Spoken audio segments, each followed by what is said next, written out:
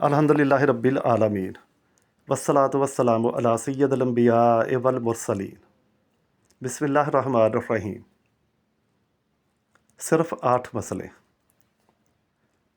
इमाम गज़ाली रहमतुल्लाहि ताला अलैह की किताब इहयाउल उलूम। एक रोज़ शेख शफ़ीक बल्खी रहमतुल्लाहि ताला अलैह ने अपने शागिर्द हातिम से पूछा कि हातिम, तुम कितने दिनों से मेरे साथ हो? हातिम ने कहा कि 32 बरस से। शेख ने पूछा कि बताओ, इतने तवील अरसे में तुमने मुझसे क्या सीखा? हातिम ने कहा कि सिर्फ 8 मसले। शेख ने कहा कि इन्ना लिल्लाहि व इन्ना अलैहि राजिऊन, मेरा सारा वक्त तुझ पर ज़ाया चला गया, तुमने सिर्फ 8 मसले सीखे। हातिम ने कहा कि उस्ताद मोहतरम, ज़्यादा नहीं सीख सका और झूठ भी नहीं बोल सकता। शेख ने कहा कि अच्छा बताओ, तुमने क्या सीखा?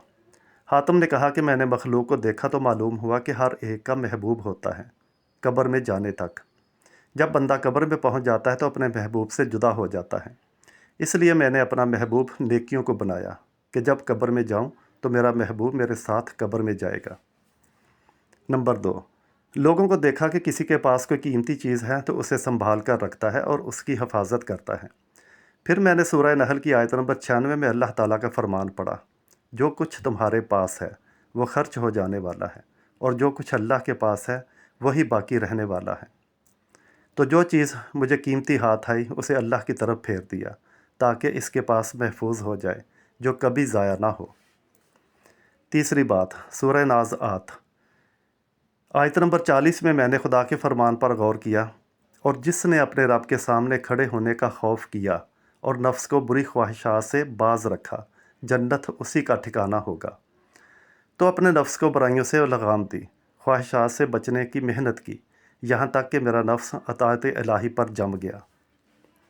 चौथी बात, लोगों को देखा कि एक दूसरे का रुझान कि हर एक का रुझान दुनियावी माल, हस्ब व नसब, दुनियावी कदर व मंजिलत, दुनियावी रुतबे में पाया। इन चीज़ों पर गौर किया तो ये चीज़ें अदना सी, मामूली सी दिखाई दी। और दूसरी तरफ सूरह अल हजरात की आयत नंबर 13 पर ध्यान दिया, जिसमें अल्लाह ताला फरमाता है कि दर हकीकत अल्लाह के नज़दीक तुम में ज़्यादा इज़्ज़त वाला वो है जो सबसे ज़्यादा परहेज़गार है।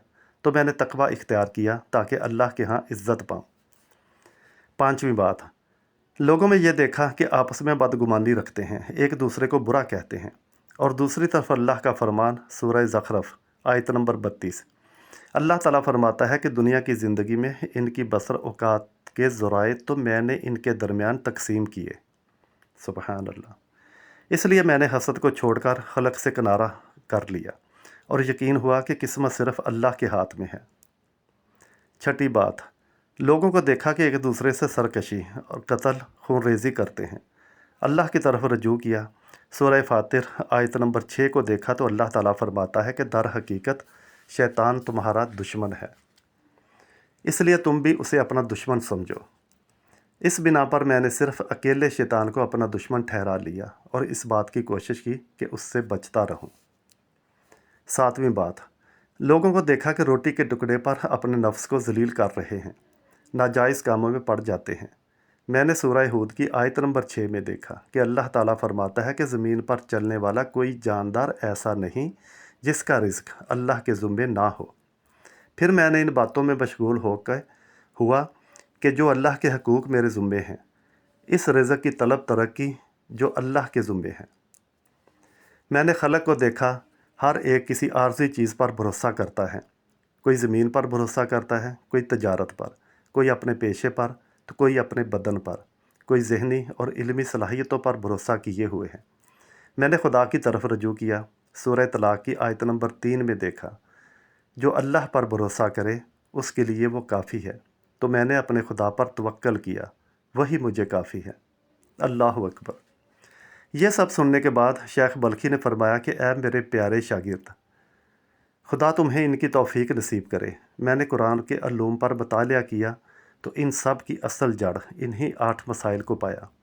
इन पर अमल करने वाला गोया चारों आसमानों की किताबों का आमिल हुआ। सुबहान अल्लाह।